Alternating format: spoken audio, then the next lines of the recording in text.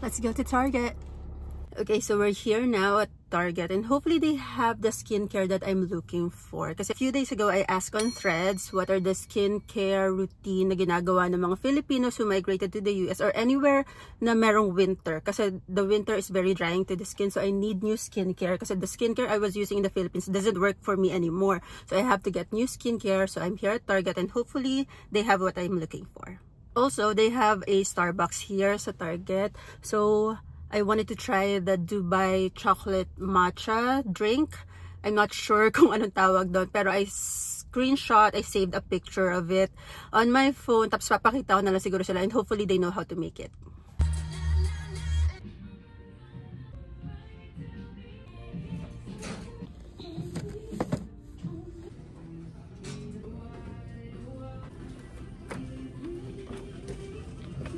Nice.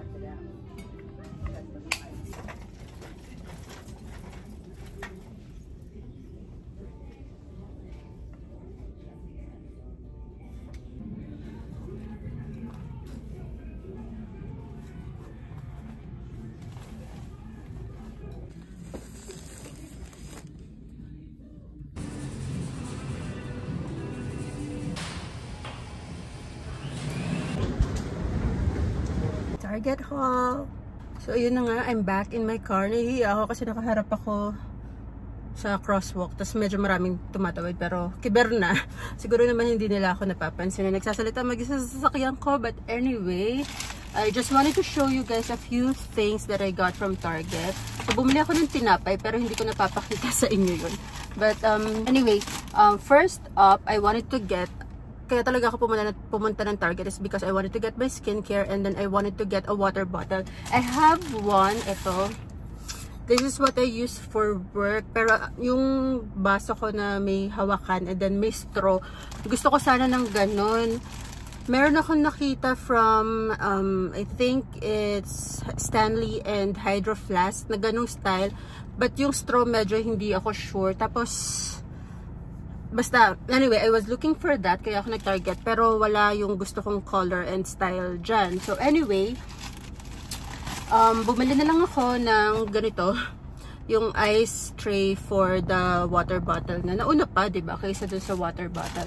And then, next up, this one, I've been eyeing this since, I think, last year pa. Last year ko pa siya tinitignan. But, hindi ko siya binibili kasi unang-una ay wala lang. Parang baka hindi ko kasi magamit. But, basically, it's a water bottle bag. Para pag nag-walking ka, diba, bit-bit mo lang yung water bottle mo, ganun.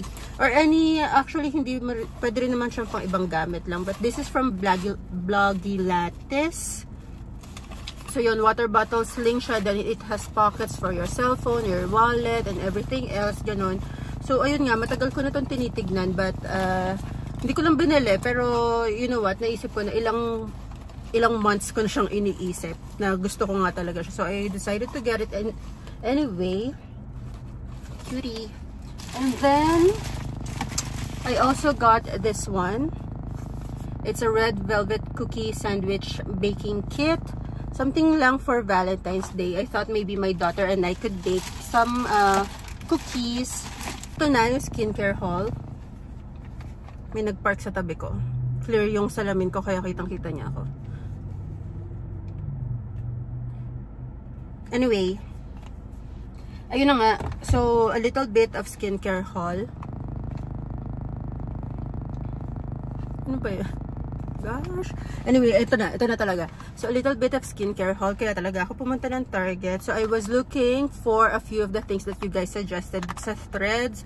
And ayun, I saw na merong mini or travel size ng La Roche-Posay. So, I was going to get the big bottle. Pero I thought na ito-try ko na lang muna yung mini size.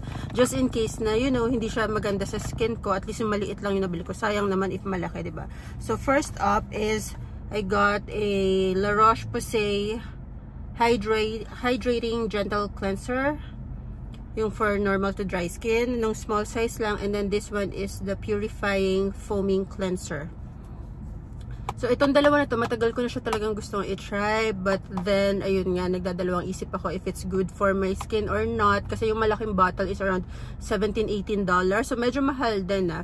Tas ang laki niyang bote. So, what if nga hindi siya maganda sa skin ko, diba? So, good thing I saw that the Target has the travel sizes para, you know, try lang muna natin. And then, I also got Double Repair Face Moisturizer. Then, this is a new brand for me. Merong nag-suggest ng Bioma Milky Toner, yata yun. Pero wala sila nun. But I saw this one. This is the Bioma Moisturizing Gel Cream. Triceramide Complex, Niacinamide plus green tea. So, first time to try this brand. Hopefully, okay siya sa akin. And then, I also got a Smoothing Body Serum. Nakita ko lang siya sa clearance. It's for $6.99. So, dati siyang $14, naging $6.99 na lang. Pero, pag checkout ko, it's only like $4.99. So, parang $5 na lang. Yun lang. So, we are finally trying out the Dubai Matcha Latte. Dubai Chocolate Matcha Latte. Hindi ko talaga alam kung anong tawag dito. So, nakita ko lang to na trending on social media. Tapos, ayun, I decided to try it. Hindi ko alam talaga kung ano kung paano siya orderin. So, meron lang akong in-screenshot na picture na merong nakalagay na, ang tawag doon? Yung ingredients. Ano ba yun? Kung paano siya orderin doon sa Starbucks. But anyway, ayun, pinakita ko lang doon sa guy. Tapos, ayun, parang nagets niya na kung ano yun. Tapos, ginawa niya na. And anyway, so this is how it looks like. Dubai Chocolate Matcha Latte. So, I don't know if I'm supposed to shake it or not, pero shake ko na lang para mag-mix yung flavors.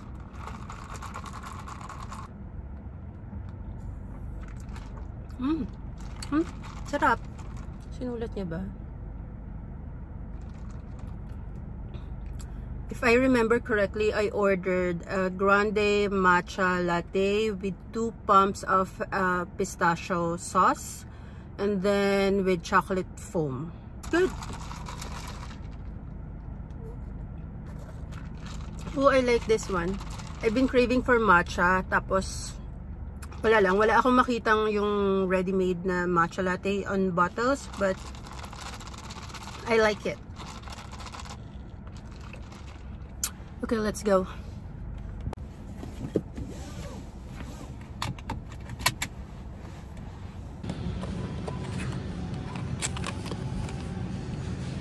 Grabe, $8 na po. $8. Bye.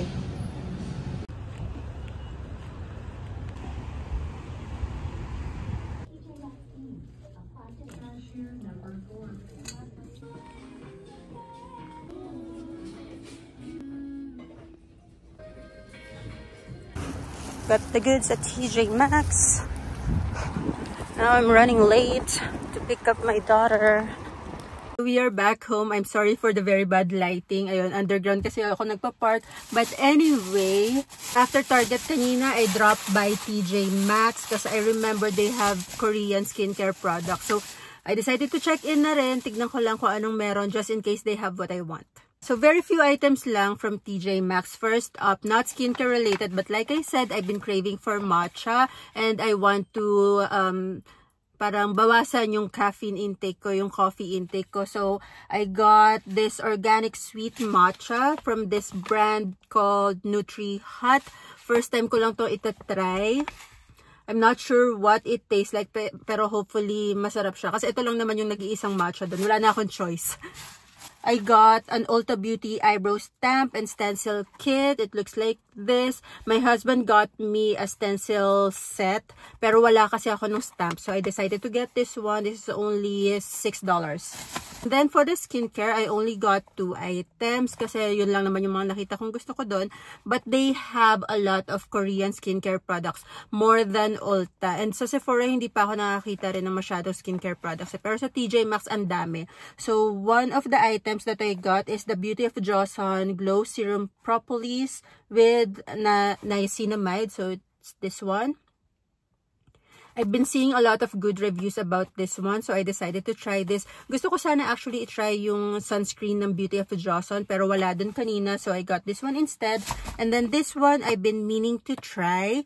It's the Madagascar Centella Ampule by Skin 1004. So, ito talaga, super dami ko ng good reviews na nakikita about this. And nakita ko sa TJ Maxx kanina, it's not on sale, it's $14.99. Pero usually, I think this is around $18. Kaya kinuha ko na rin. So, that's all that I got from Target and from TJ Maxx. And hopefully, one of this skincare will be very good for my skin. Kasi, besh, ang kate na, ang hapdi na, hindi na nakakatuwa. I hope you like this mini trip and I'll see you on the next one. Bye!